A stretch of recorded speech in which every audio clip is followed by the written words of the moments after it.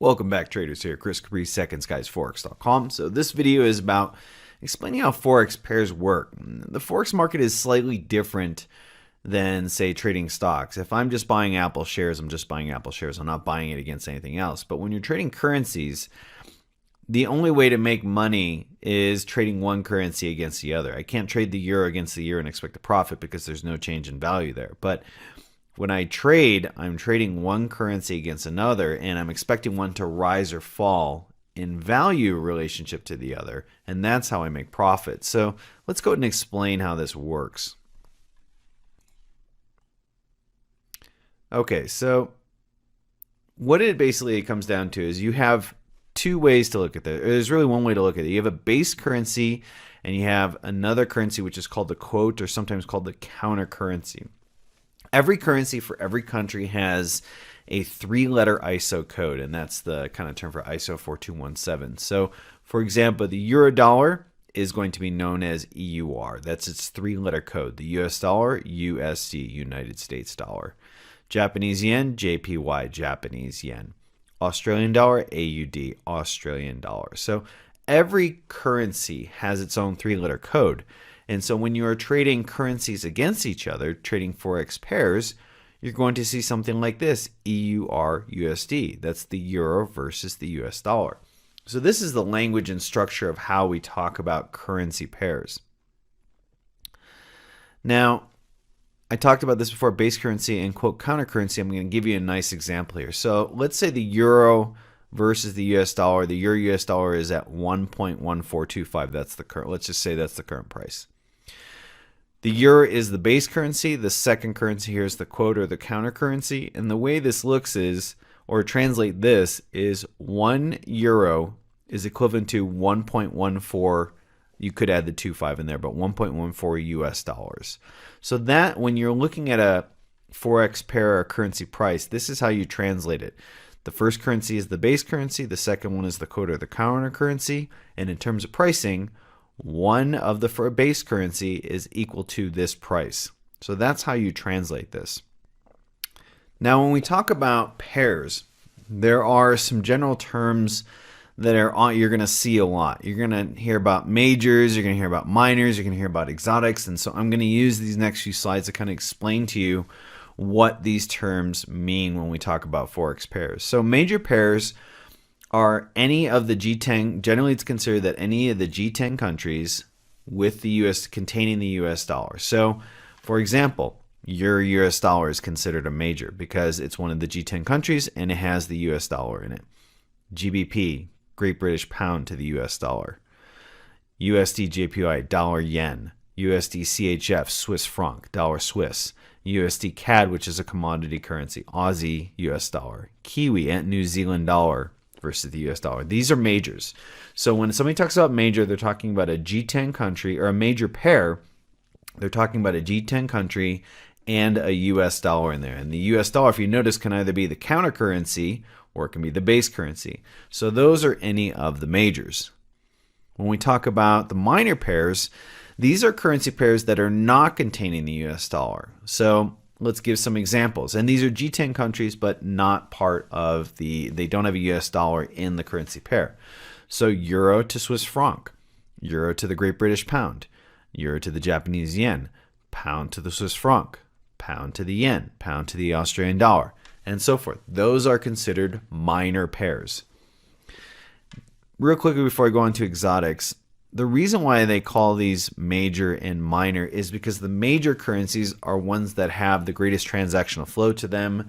They're part of the G10 countries. There's a lot more flow going through G10 countries than going through smaller non-G10 countries. So they're called majors because they not only contain the US dollar, but that's where the most transactional flow is going through. Minor pairs are going to have less transactional flow going through them, but they're still pretty poignant and have a lot of liquidity. So that's really kind of the explanation between majors and minor pairs.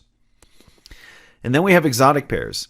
And exotic pairs are pairs that are made up of any one major currency and one emerging market currency. So you could have the USD to the Hong Kong dollar, or the US dollar to the Singapore dollar, or the US dollar to the Swedish kroner, or Mexican peso, or Danish kroner.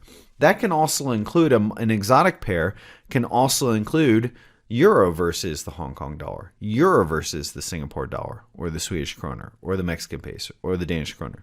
So exotic pairs are basically one major with an emerging market currency. Now, the one thing you need to understand about exotic pairs is that they are going to be less frequently traded and therefore less liquid. That means that the spreads will be larger. So you notice that the spread between the dollar and the Mexican peso is way larger than it is on the euro versus the US dollar. Because they're traded less and because there's less transactional flows going between them, they're going to have wider spreads and they're going to have less liquidity. And they can often have quite a lot of volatility. So it's important to understand the difference between majors, minors, and exotics. Okay, so we're going to explain a little bit further in terms of the spread. And this is something that's important to understand about when you're trading currency pairs. So when you're trading a currency pair or a forex pair, you're trading one currency against the other. And there is a spread on that. And so the spread, the way to understand the spread, it's the difference between the ask and the bid price. So if you were to go into your broker platform, they generally show pricing on the chart that is either the ask or the bid. More often, it is showing the bid price. The ask price is, look, if I'm going to buy this pair, you'll see it's at 109. This is I believe it's the US dollar Japanese yen. So it's 109.407. So if I want to buy it right now, it would be 109.407 would be the price I get. If I want to sell it, that's the bid price here. That's 109.404. So you see the difference, 404 to 407? That's the spread. The spread is the difference between the bid and the ask price. And that's how your brokerage makes money. So that 0.003 difference is how your broker makes money. And they basically, what your broker is basically doing is taking prices from the interbank market. They are getting a spread themselves. So if your broker is FXCM or Saxo Bank or FX Pro or whoever it is, they are getting their liquidity from the interbank market from a liquidity provider. The liquidity provider is charging them a spread.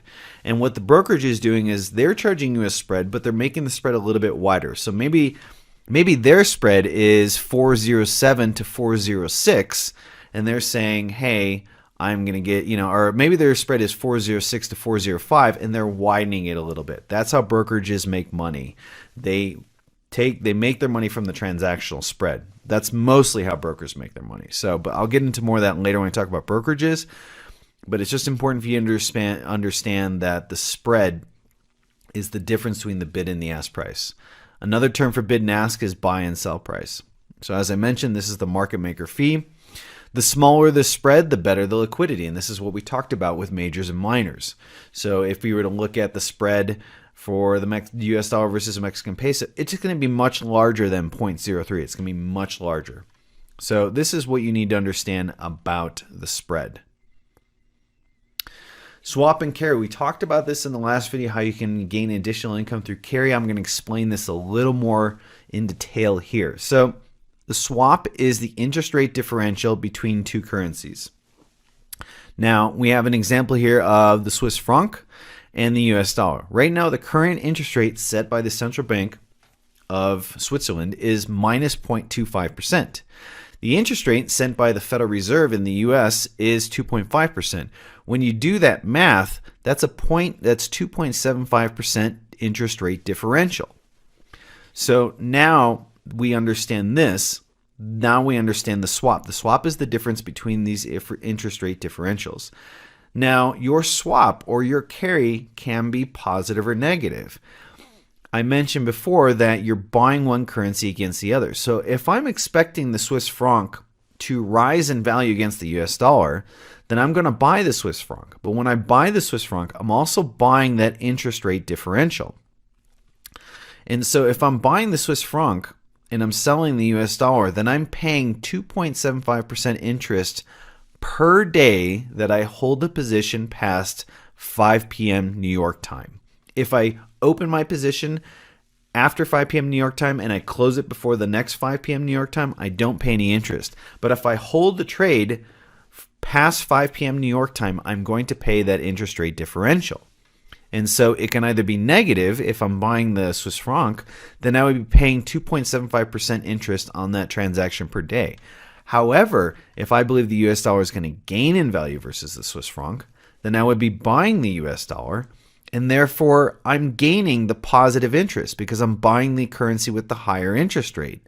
So every single day that I hold that trade past 5 p.m. New York, I am gaining interest rate carry or swap. So this is how you can make two incomes when trading Forex. You can make an income on the direction of the trade going in your favor, and you can make an income on the interest rate differential. So that's pretty much it for this lesson. I hope this has given you some good information about the terminology of how to look at a currency pair and understand what it means.